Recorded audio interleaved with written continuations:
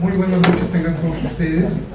Vamos a iniciar con esta solemne sesión académica en la que el licenciado don Antonio Álvarez Esparza, amigo y consocio de esta casa, igual que nuestro invitado, el licenciado Joaquín Álvarez Esparza, presentará el libro Foro de Guadalajara 2012 por la Unión de los Estados Nacionales, la Justicia Social y el Bien Común. Cedo el uso de la voz al señor secretario general para que conduzca esta solemne sesión.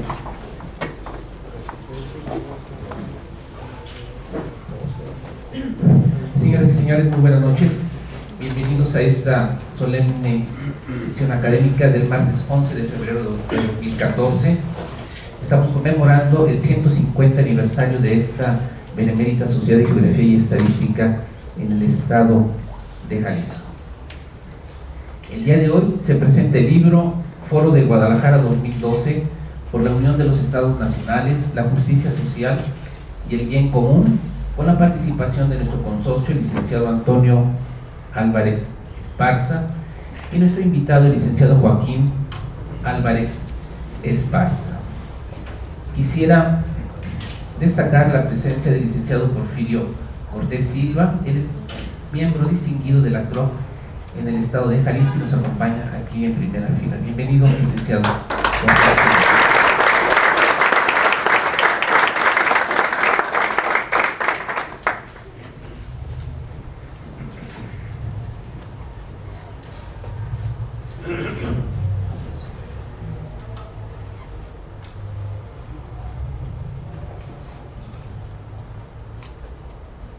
Está también con nosotros el oficial mayor del gobierno del estado, el licenciado Francisco Morales Aceves. Bienvenido.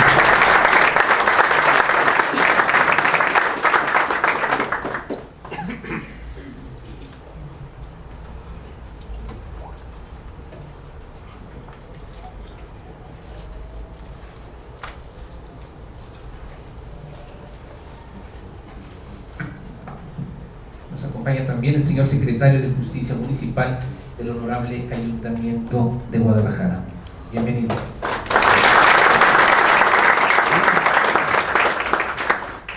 Permítanme entonces a continuación presentar a los miembros que integran esta mesa. Está con nosotros el licenciado Eduardo Velasco Briceño, es presidente de esta Benemérita Sociedad de Geografía y Estadística del Estado de Jalisco, Asociación Civil.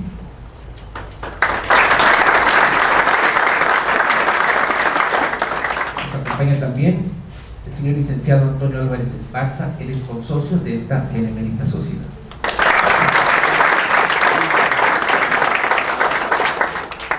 El licenciado Joaquín Álvarez Esparza, invitado y coordinador del libro. Bienvenido.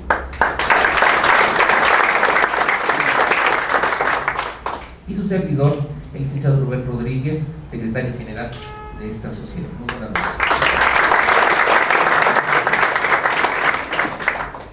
Bien, cedo el uso de este micrófono a los autores de este libro, el licenciado Antonio Álvarez Esparza y el licenciado Joaquín Álvarez Esparza.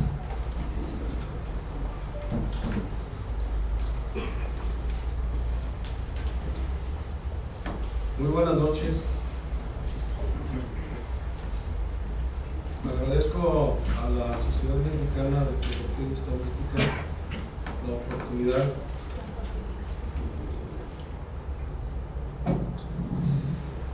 oportunidad de asistir a esta sesión solemne que nos permita platicar acerca del Foro de Guadalajara.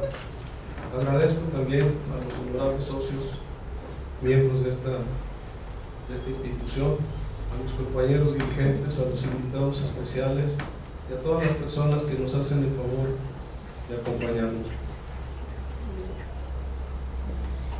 El inicio de la construcción de este Foro de Guadalajara se da hace 20 años, un poquito más de 20 años.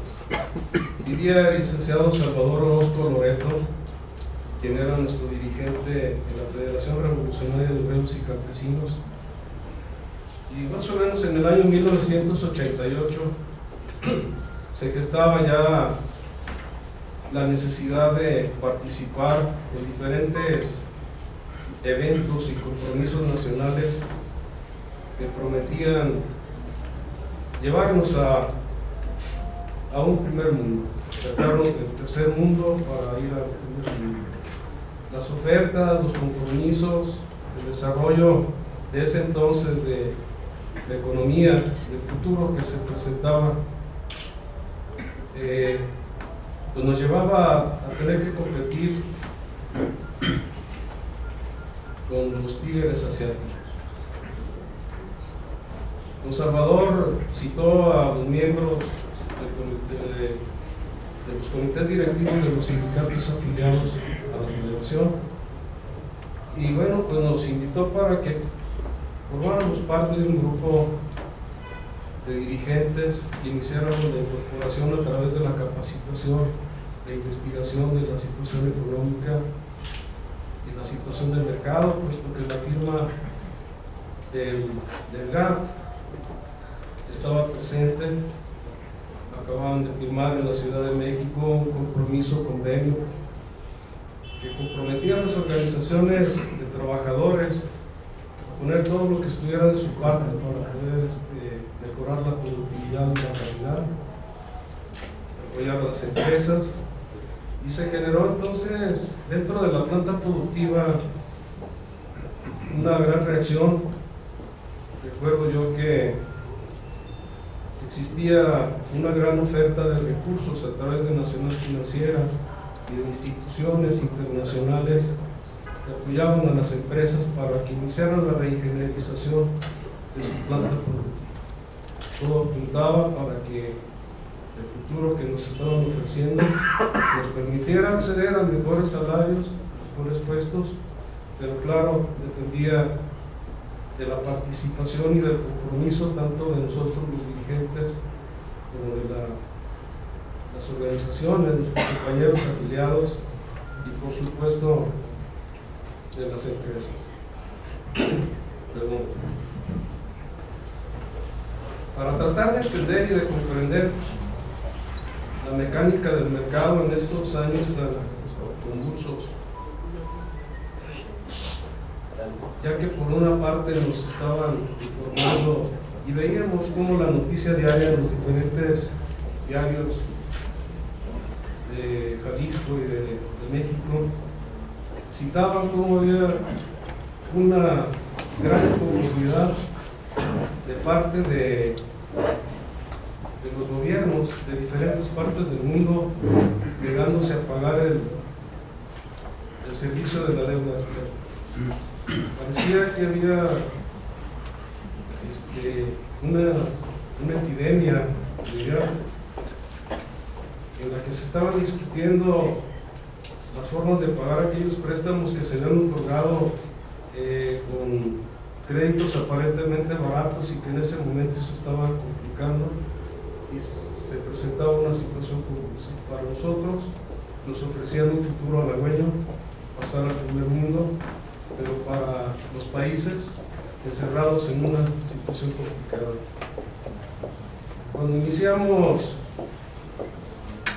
la formalización de la capacitación, recuerdo que en el diario Informador, en una fotografía,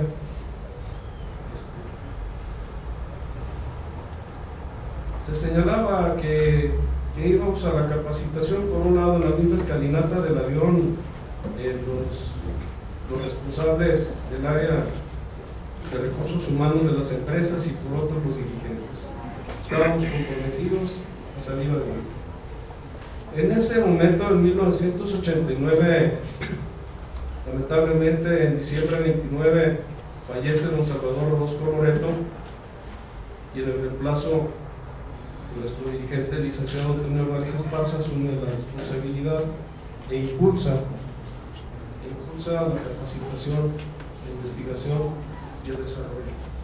Estábamos entonces comprometidos a salir adelante y empezamos a hacer una serie de viajes, primero a Sudamérica, a la ciudad de Caracas, y de ahí a San Antonio de los Teques, a la Universidad de los Trabajadores de América. Estábamos propuestos a poner todo lo que estuviera de nuestra parte para poder salir adelante en el compromiso que estaba firmado con nuestra organización. Ahí hicimos contacto con el Movimiento de Solidaridad Iberoamericano, que por su cuenta y por su parte pues nos explicaban que la situación convulsa a nivel mundial se debía precisamente a los altos cobros, a las modificaciones de las condiciones de los préstamos, que estaba preparado todo para que en un poco tiempo los países estuvieran complicados a nivel mundial. Y bueno, parece ser que ellos tenían una bola de cristal y nosotros queriendo apostar a la capacitación para buscar cómo salir adelante, cómo acompañar a nuestros compañeros trabajadores de nuestras empresas para estar preparados con la próxima firma ya de los convenios y también del Tratado de Libre Comercio. Nosotros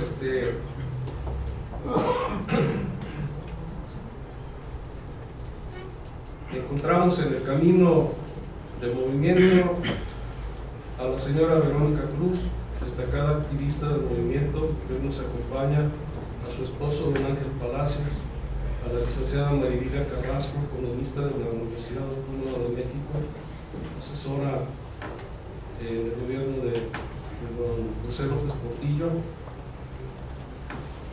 a don Lorenzo Carrasco, periodista fundador del movimiento, y a su esposa, la señora Silvia Palacios. De ahí iniciamos una relación estratégica de comunicación, de participación, de intercambio, para tratar de entender más qué es lo que estaba sucediendo. Nosotros avanzábamos en nuestra capacitación, el mundo se complicaba y de pronto el reto que teníamos era los tigres asiáticos, los 4 países asiáticos que estaban destacando y que finalmente sucumbieron también ante el problema financiero que se estaba gestando. Ellos también cometieron el error de solicitar créditos en dólares baratos y finalmente les fueron haciendo movimientos en donde el servicio de la deuda se les complicó y pues tiene todavía en una situación que no han logrado salir.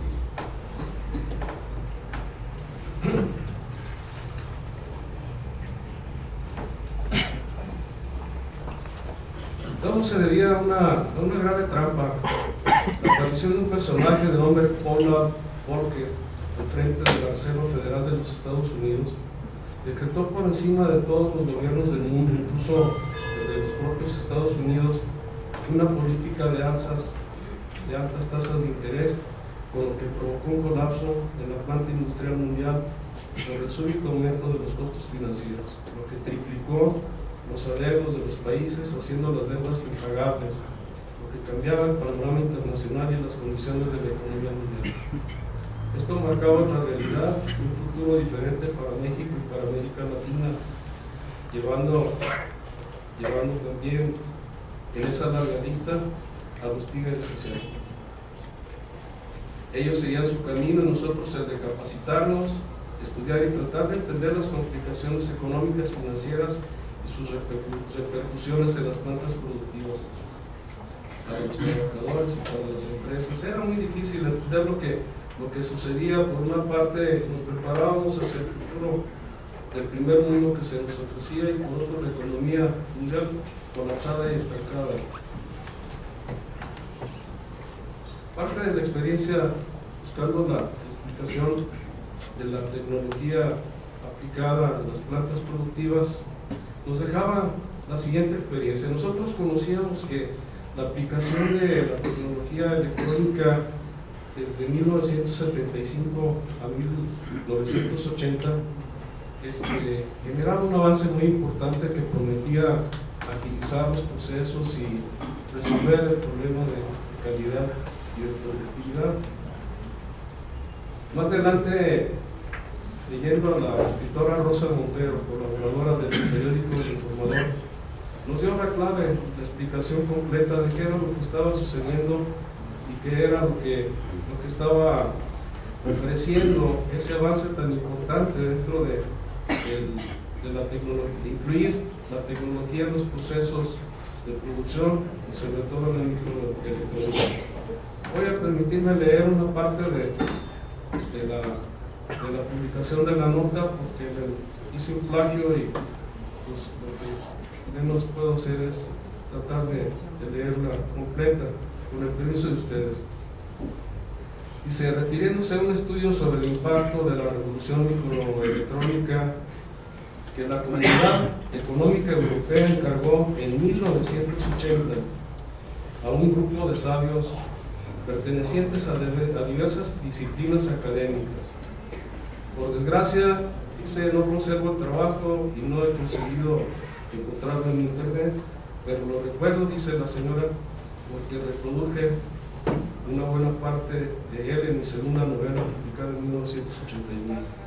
Dice, resulta que los computadores miniaturizados, así lo señala, dice que recogiendo el término del informe, habían sido aplicados de manera experimental en el campo de la relojería alemana de 1975 a 1980, desplazando a los relojes más tradicionales y más costosos, con el horripilante resultado de que en esos 5 años la nueva tecnología acabó con el 70% de los puestos de trabajo.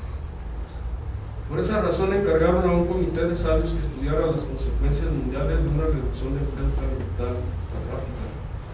Los expertos dedujeron que la revolución microelectrónica iba a tener mayor envergadura que la industrial y que, salvo en algunas actividades de alta especialización, la mayor parte de la población tendría que despedirse para siempre de los empleos a tiempo completo. Ellos aconsejaban en su forma de repartir entre todos el poco empleo que quedara, de forma de que lo normal sería estar contratado tan solo unos meses al año, además aceptando cierta itinerancia, porque para lograr emplearse durante esos periodos tal vez tuviera que desplazarse de una parte a otra de la comunidad europea, siguiendo la demanda laboral. La vida iba cambiando aquí para evitar una catástrofe mundial.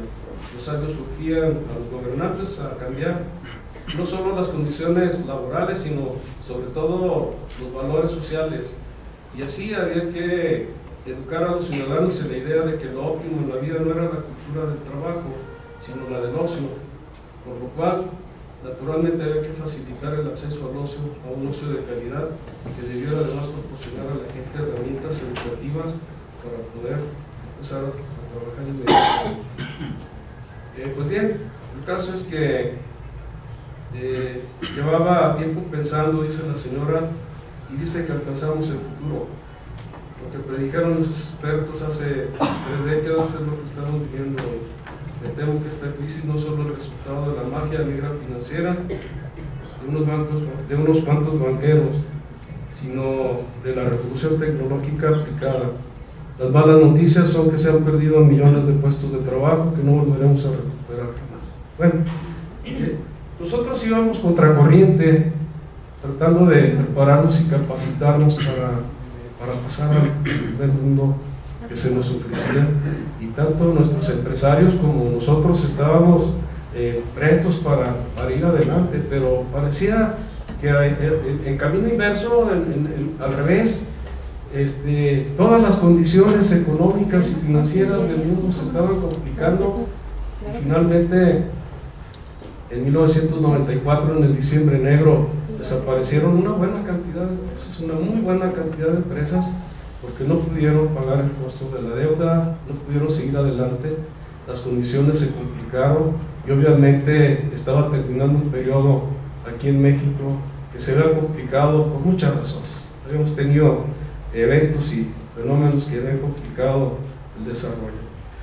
Entonces, bueno, nosotros continuamos adelante con la disciplina de trabajar de manera conjunta con el Movimiento de Solidaridad Iberoamericano, en la convicción de que tendríamos que acercarnos a la gente que sabe para poder recuperar de ellos la opinión y tratar de equivocarnos lo menos posible, salir adelante. En ese orden, a través del movimiento, en coordinación con ellos, trajimos expertos de varias partes del mundo. hicimos una visita en aquel entonces a Brasil, aquel Brasil pobre que estaba calificado como el país de las mayores injusticias en toda la lista de países del mundo. Y bueno, poco tiempo después se fue transformando. Cuando llegó un dirigente obrero a ser presidente de la República y demostró la capacidad que tenía, logró abatir un rezago histórico, social, estando en un nivel de 26% de extrema pobreza, logró recorrer las cantidades a 14% nada más. Rescató 25 millones de ciudadanos brasileños a través de las políticas sociales que había aplicado.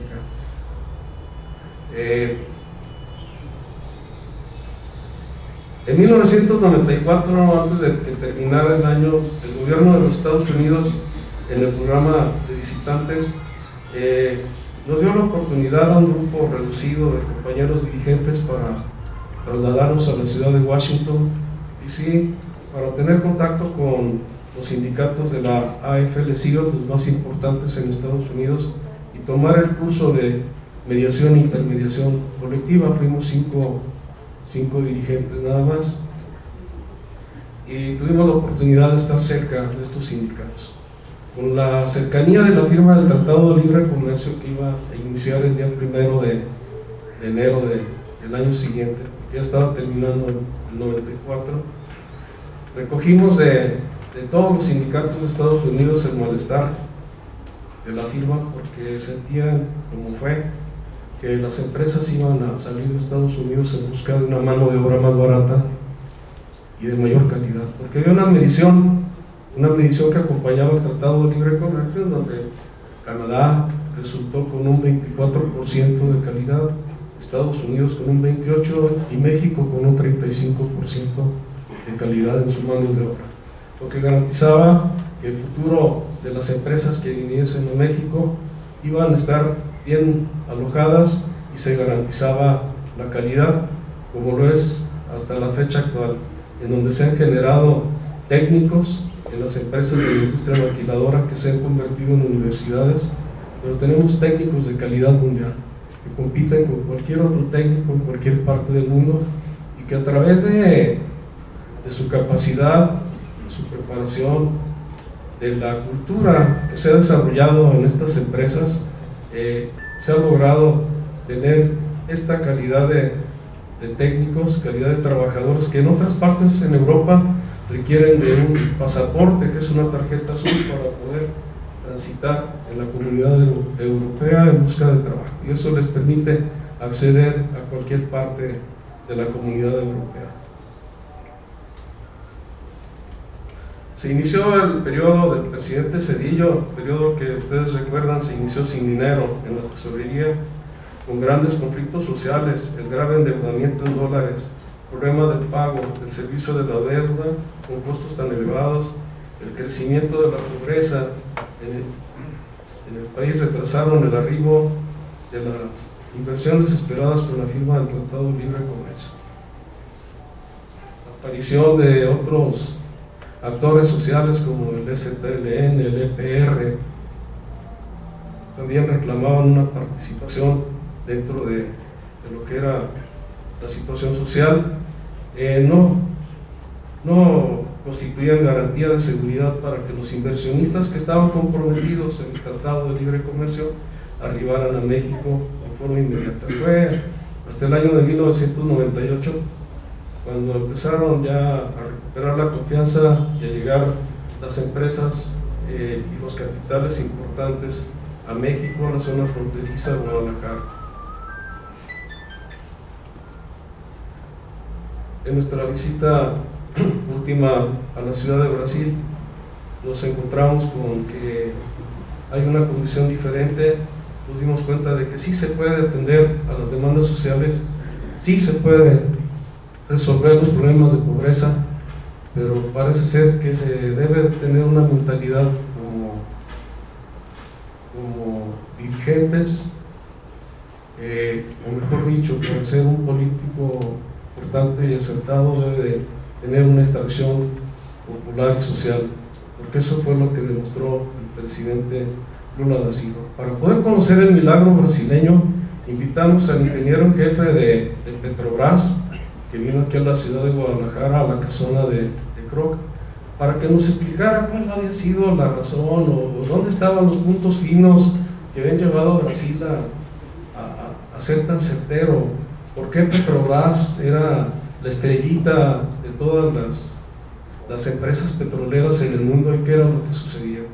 Bueno, lo tuvimos aquí en la casona de la Kroc, hizo una visita a la Universidad de Guadalajara y finalmente al Senado de la República, en donde nos explicaba que finalmente pues, no había tal milagro, que lo que se había hecho era una venta de petróleo anticipada, que se habían equivocado en muchas cuestiones del planteamiento y desarrollo de la forma como se iba a administrar, pero que afortunadamente había dejado una parte de la legislación y de la regulación la oportunidad de que se aperturaran nuevos pozos para que pudiera el gobierno brasileño estar extrayendo el petróleo, puesto que les estaban aportando las empresas solamente el 10% de la extracción, pero el producto. Entonces, él vino a explicarnos la situación, nos aclaró cuáles eran las condiciones, y bueno, seguimos nosotros inquietos en las cuestiones que estaban sucediendo en el mundo y trajimos a través del movimiento de solidaridad al economista Paolo Raimondi, asesor del banco más importante de la Comunidad Europea, que tiene asiento en Alemania, para que nos explicara y nos ayudara a desenmarañar todos los enigmas que esto implicaba, y bueno, que nos explicara algunos que teníamos la duda si todos los países estaban en deuda. Yo tenía la pregunta principal para que él me pudiera explicar quién era el tenedor de esa deuda tan importante y dónde estaba todo ese dinero en el mundo, que finalmente debió de haber sido una bola de nieve muy grande que no se puede ocultar. Estando el licenciado Paolo Raimondi habiéndonos explicado la complicación que se ha dado a través de todos estos años con la cuestión financiera, les decíamos que la deuda que se tiene hoy en la actualidad es una deuda interna. La complicación es que la banca ya no ha tenido la capacidad de recuperación y entonces se está amenazando los ahorros de todos los pensionados, de todas las gentes que han depositado la confianza en la banca. Es una deuda interna, no es una deuda externa, por eso se ha convertido en un problema mundial que pues, no hay países que hayan salido adelante. En los datos que nos presentó, decía que en los Estados Unidos nada más 3 millones de familias perdieron sus casas, 30 millones de personas con necesidad de empleo, 43 millones de personas viven con cupones de alimentos, 5.2 millones viven en la pobreza y 59 millones de personas no tenían atención médica. En todas estas entrevistas, orientaciones, participaciones que fuimos recabando y recuperando, sentimos la necesidad de citar a un foro internacional, con especialistas de todas las áreas que nos permitieran reunirlos aquí en la ciudad de Guadalajara con el apoyo del Movimiento de Solidaridad Iberoamericano, y ese foro que se generó fue precisamente el foro de Guadalajara. Hubo dos excusas para participar. Una fue del arzobispo privado de México, que por razones de salud no pudo acompañarnos, y la otra del presidente del banco más importante de Rusia, que es el accionista mayor, y que por las mismas razones de convulsión económica en su país no pudo acompañarnos, pero tuvimos presencia de especialistas de varias ramas de excelente calidad. Nuestro agradecimiento a todos los que participaron, y de nuevo mi agradecimiento a la Sociedad Mexicana de Geografía y Estadística. Muchas gracias.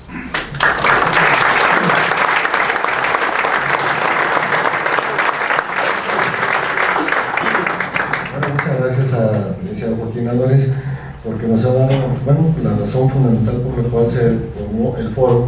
Y dentro del foro hubo una serie de paneles en los cuales me gustaría a mí pues destacar lo siguiente. Bien, si pudiéramos tener la certeza dentro de la disyuntiva planteada por Carlos Marx de que el hombre es producto de su tiempo, sobre una tesis contraria de que los tiempos son producto del hombre, lograríamos por lo menos en parte desentrañar el porqué de los fenómenos de cambio de las civilizaciones, por qué de manera tan constante y a veces dramática se modifican culturas y costumbres de los pueblos y las naciones. Tal vez sabríamos el por qué se tocan los proyectos y las tradiciones de pueblos enteros que trascienden o son trascendidos por aquellos que como los vientos llegan de otras latitudes. Ante la duda del porqué de sucesos que nos afectan a todos los estamentos sociales y particularmente al sector productivo del país, no podemos estar ajenos o ser solo espectadores a los sucesos de la vida política, de la vida económica y social, porque el ímpetu cambiante que como feroz corriente los mueve nos puede arrasar sorpresivamente, inconscientemente y llevarnos a escenarios de inestabilidad que afecten nuestro futuro y la vida y futuro de la propia nación. Enfrentamos todos un nuevo cambio diferente a los que la historia ha registrado.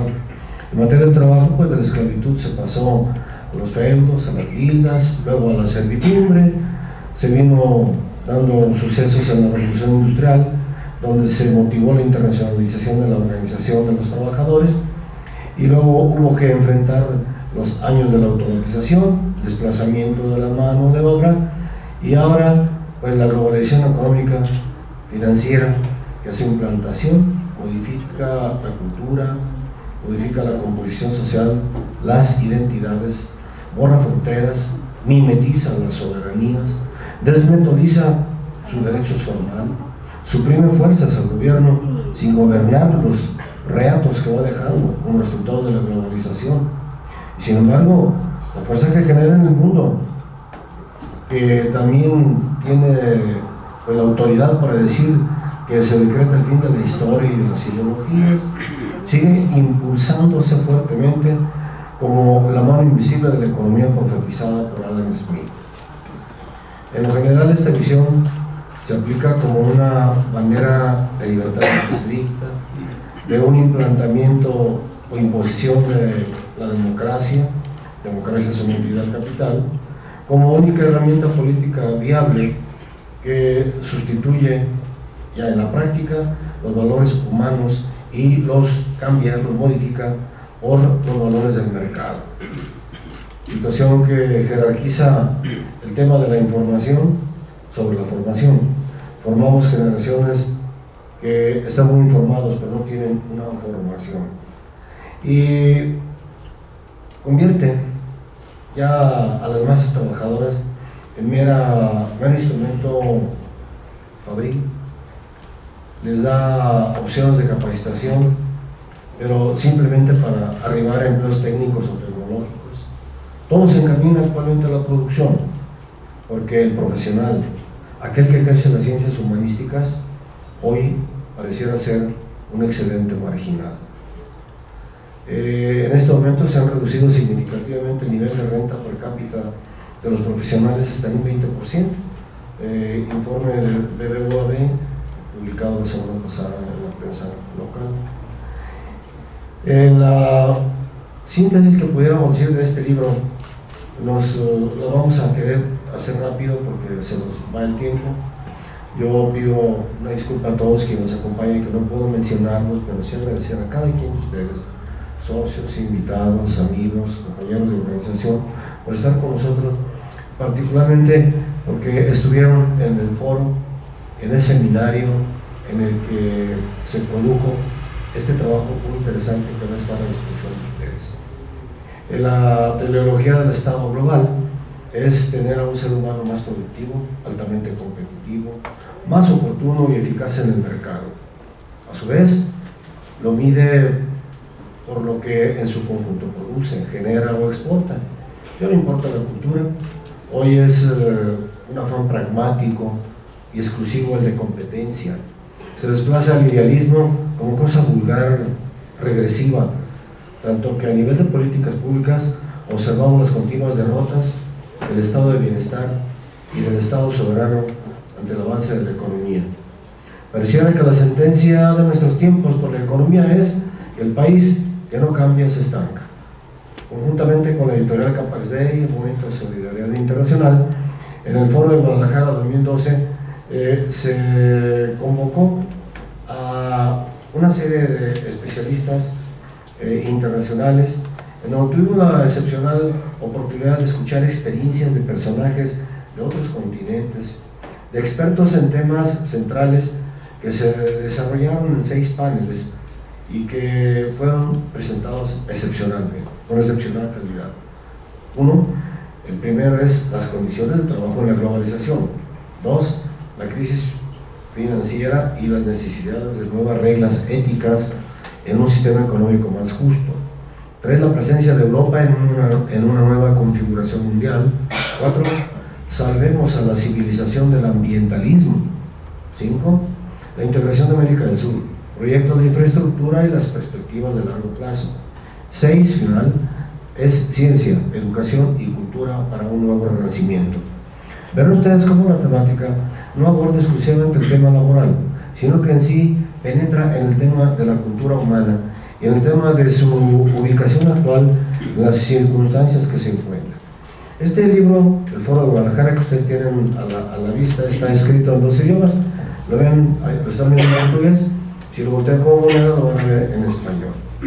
Y en el prólogo hay un discurso de Lorenzo Carrasco, quien critica la alianza productiva China-Estados Unidos, a quien acusan de ser en la actualidad el principal motor del retroceso en la humanización del hombre y su trabajo, porque se han vinculado tanto China con Estados Unidos que los excedentes económicos los invierte China en los Estados Unidos en bonos del tesoro. Lorenzo nos aplica un tema muy interesante, el de la soberanía fundamental. Esta soberanía fundamental reside del Papa Juan Pablo II, quien señala que los países deben de diseñar un escudo cultural, que los pueblos tienen que tener como arma de defensa su integridad nacional, aún en los temas de interés público o económico de cada nación. Nos habla del bien común, no en el sentido vulgar ni político que actualmente se le tiene, sino como una reivindicación bien de usar la política y los recursos y la solidaridad para los demás, no involucrados en el tema de los derechos humanos, porque nos dice él que los derechos humanos actualmente están integrados ya con temas tan negativos como son el aborto, la eutanasia y el maltusianismo radical que esto origina. Nos narra sobre el sistema colonial, cuál fueron sus resultados, porque fue propulsado por una Europa voraz que quería disponer de todas las riquezas de los países para fincar su propio proyecto de progreso. Se habla en la actualidad de que la evolución de las políticas económicas ha generado que el 46% de la riqueza del mundo, consistente en 110 billones de dólares, esté integrado en el 1% de la población mundial. El 1% tiene el 46% de la riqueza del mundo. En el primer panel me permitieron, me honraron participar con una propuesta junto con el señor don Luis Sergio da Silva da Rosa López, dirigente de la Central Brasileña de Sindicatos.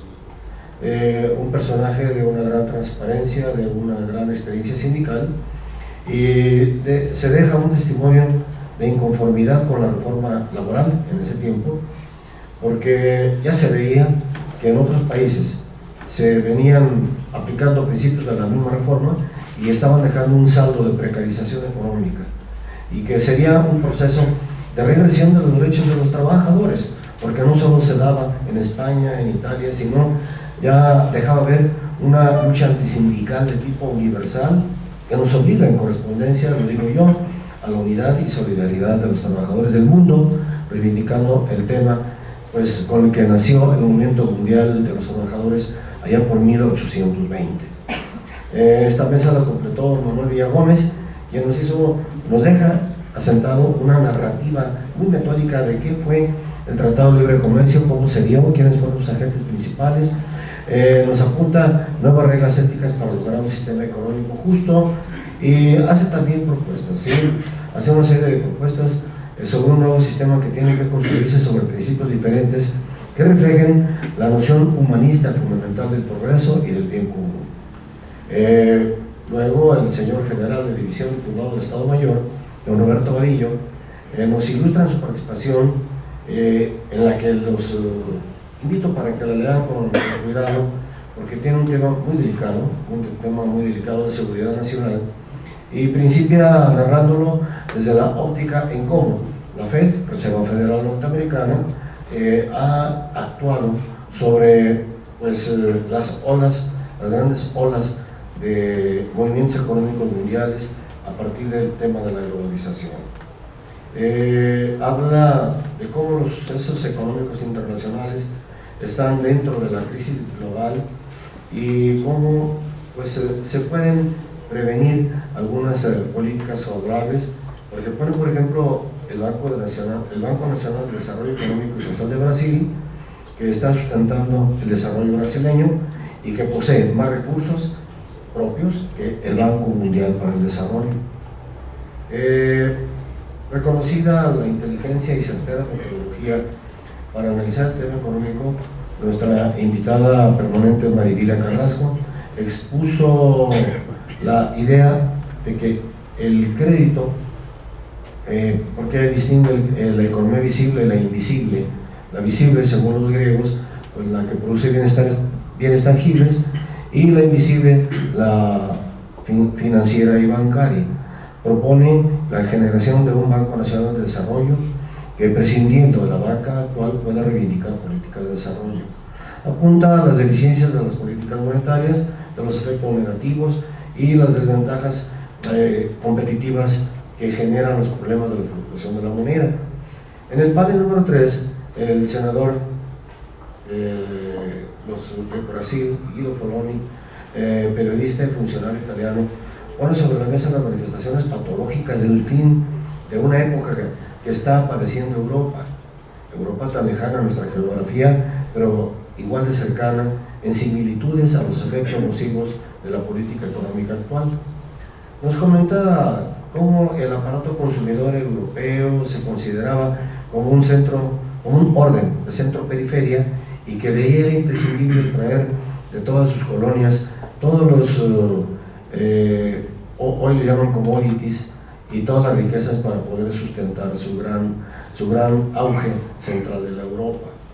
Nos dice que tenemos que buscar disyuntivas en un nuevo multilateralismo, que no sea un refugio de particularismos, que intensifique proteccionismos que a la vez van a empeorar la crisis de la economía real. Es decir, ni tanto abrirse a todas las economías, ni tampoco cerrarse en una economía que lo dejaría en condición del ermitaño de la economía de la América. Nos propone en su resumen que se dimensione en 3 formas la política económica de equilibrio, y esto lo dimensiona en los 3 bloques que son el bloque americano, el bloque europeo y el asiático, o el BRIC, que ya saltó de continente a continente. Habla de una necesidad de un progreso equilibrado con bienestar social, donde puedan dialogar los interlocutores tradicionales con los nuevos, y así embonar las nuevas ideas, los nuevos ímpetus con la vieja experiencia de los países y de los hombres que los gobiernan.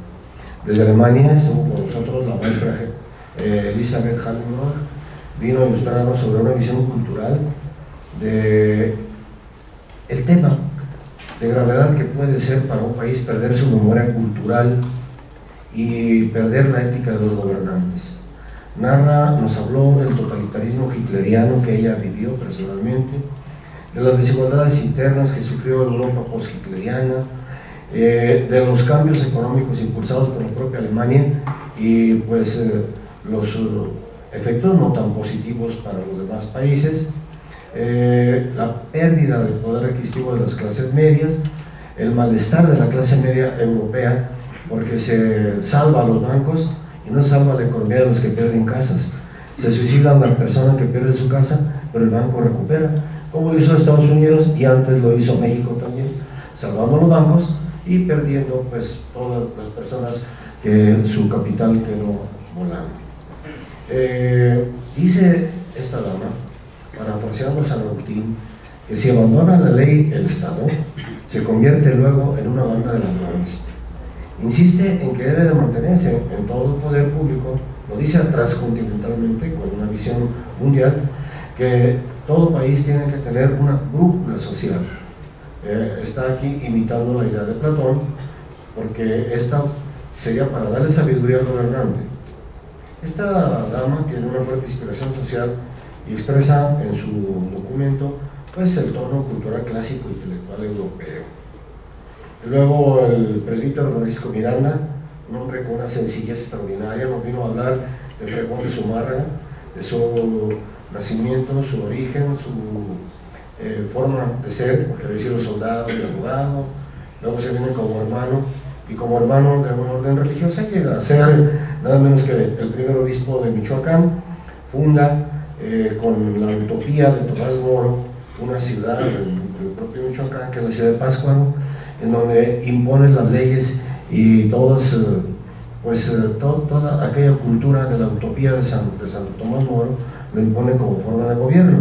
Esto se pierde con el tiempo, pero queda su obra y queda la Universidad de San Nicolás como un gran hospital que este hombre fundó, es el Hospital de Santa Fe, fundado por este hombre, quien el cariño popular le llamaba Tata Vasco. En el panel número 4 tenemos nada menos que a don Gerardo Luis Lino y Omar Pensado Díaz.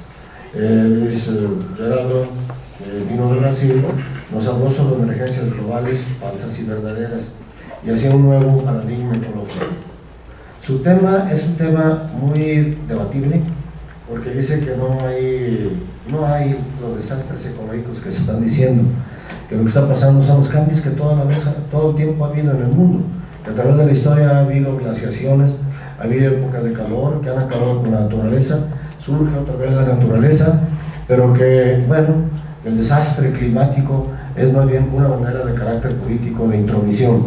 Esa es su visión, es muy controversial, pero agrega elementos científicos de mucho interés para poderlos platicar, discutir, comentar y hablar con especialistas. Fíjense a qué tono llegó el foro, esa es la calidad del foro que tuvimos.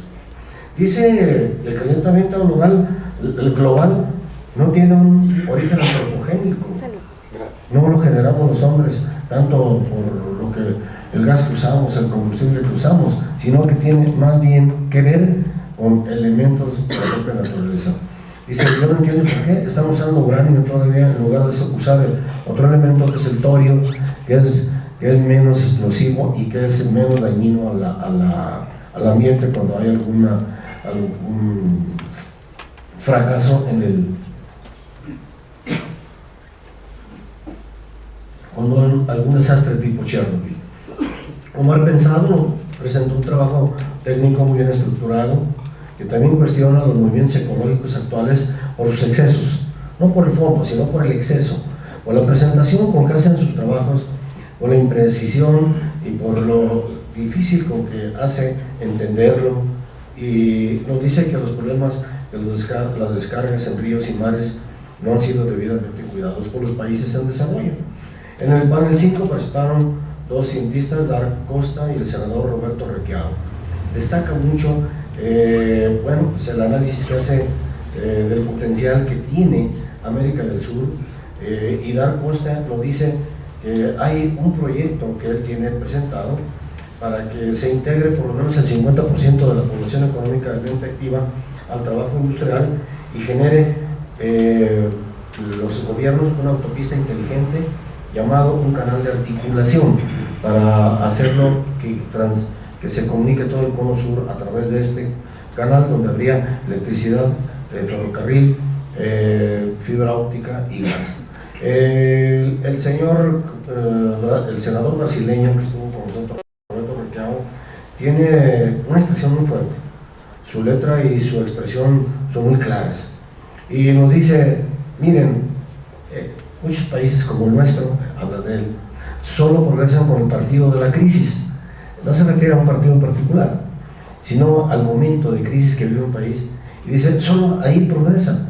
Cuando se vino la crisis brasileña, crecimos increíblemente. Es cuando deja de vernos el imperialismo, es cuando nos deja crecer, y es cuando los polos de poder y ideología por la sumisión se cortan. Y luego habla de que se nos invade incesantemente todos ojos, todos oídos y todo el cerebro, presentándonos como una solución de los problemas la aparente estabilidad que ofrece la globalización y que ofrece el capitalismo ultranza. Nos tiene unas tesis muy interesantes que los invito a leerlo, de veras, que todos estos días que lo estuve revisando me emocionó ver algunas cosas por lo polémico, por lo contrastante y porque algunas de ellas nos sirven para nosotros.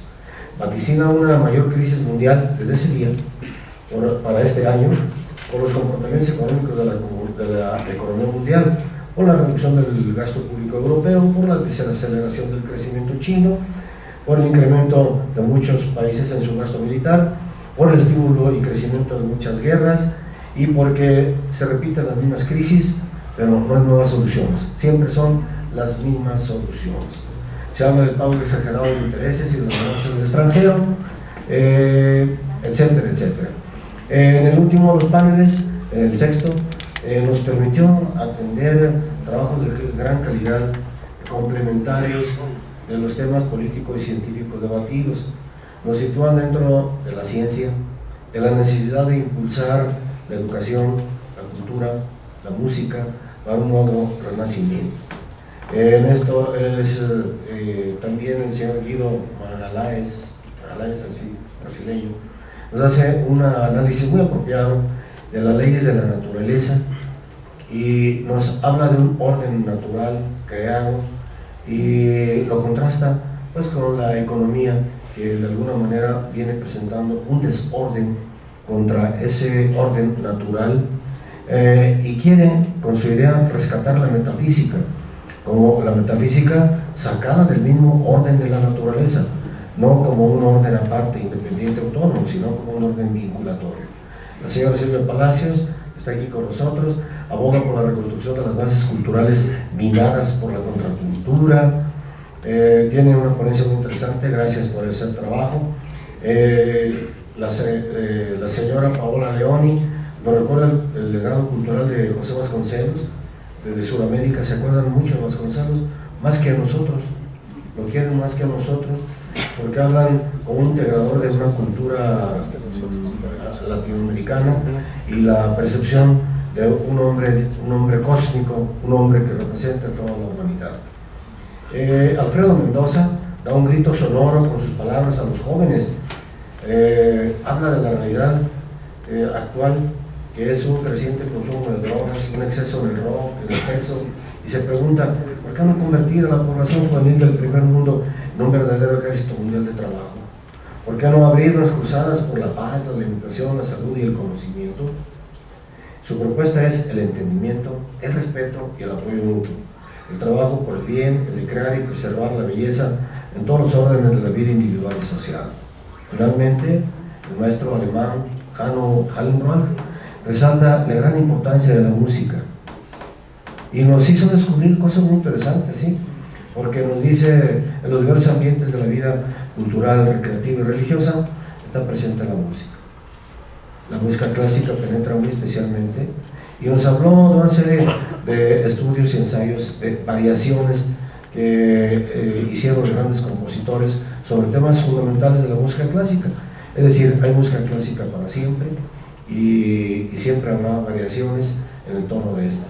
Y termina diciendo una frase que Platón acuñó y que luego la hizo propia el Papa Juan Pablo, dice: el poder del bien se refugia en la naturaleza de la belleza.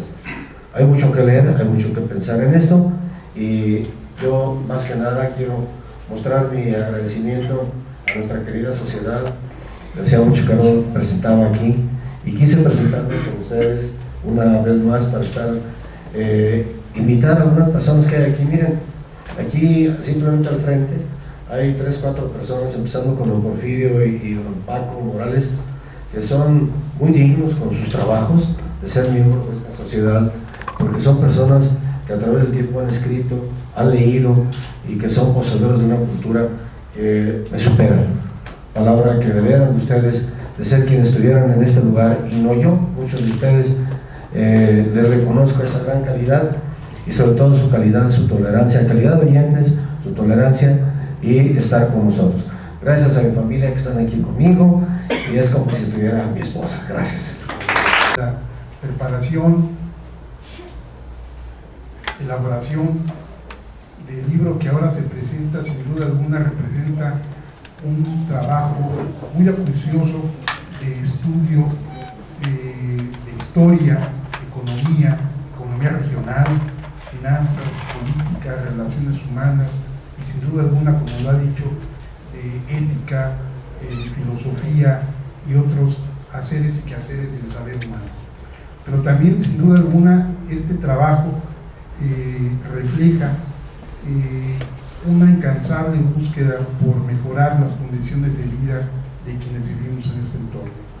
Pero lo que más me llama la atención es que la obra que ahora se presenta, sin duda alguna, refleja la enorme calidad humana, la vocación de servicio de un auténtico luchador social, como lo es nuestro amigo y consocio don Antonio Álvarez Esparza, y por supuesto de don Joaquín Álvarez Esparza.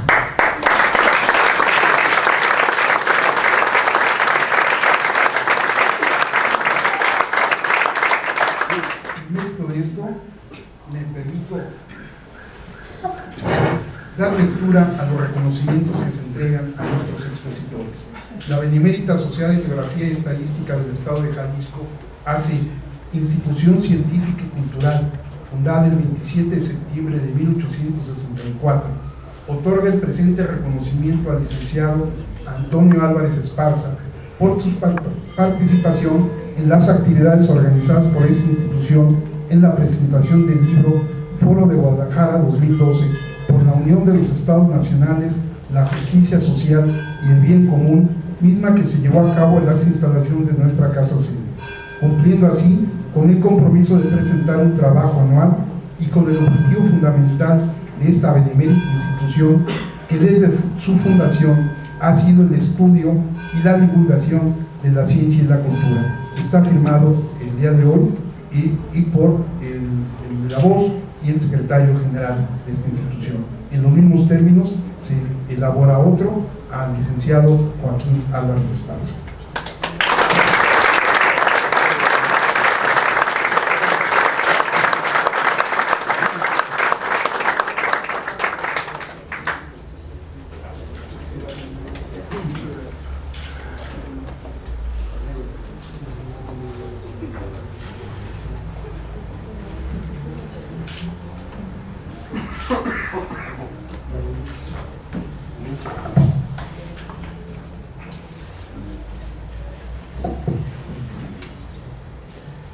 Antes de concluir, queremos destacar la asistencia de la presidenta del Consejo Directivo del Consejo de Ingenieros y Arquitectos del Estado de Jalisco, Asociación Civil.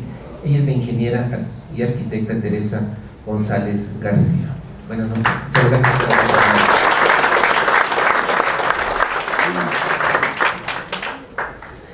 Permítanme dar un par de avisos.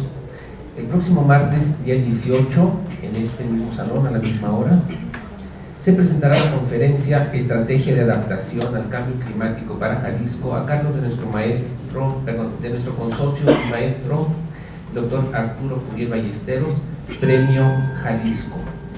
Están también ustedes invitados al curso de apreciación del arte impartido por la maestra Emma Rodríguez en esta benemérita sociedad, los lunes de 19 a 21 horas. Mayores informes en nuestra administración con Rosy Guerra. Y los invitamos, como es costumbre, a un brindis de honor para seguir departiendo con nuestros ponentes, pero no se vayan sin recibir su libro de obsequio. Habrá un ejemplar para cada uno de los asistentes.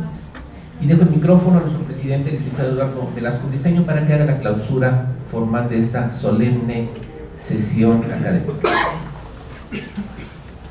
Gracias, señor secretario. Antes de concluir, ahorita estaba recordando un comentario que hace el licenciado Esparza en la presentación de su obra y mencionaba algo sobre el materialismo histórico y dialéctico. No sé si hasta ahorita se ha resuelto el dilema sobre aquel apotegma de si el avance se da en la revolución o en el espacio entre una y otra. Pero con la presentación de este libro, no cabe duda que la organización que dignamente dirige el licenciado Álvarez Esparza es una organización sindical de trabajadores que institucionalmente se revoluciona y revolucionariamente se institucionaliza. Muchas gracias y bueno, siendo las 9 horas con 10 minutos, damos por clausurada esta sesión.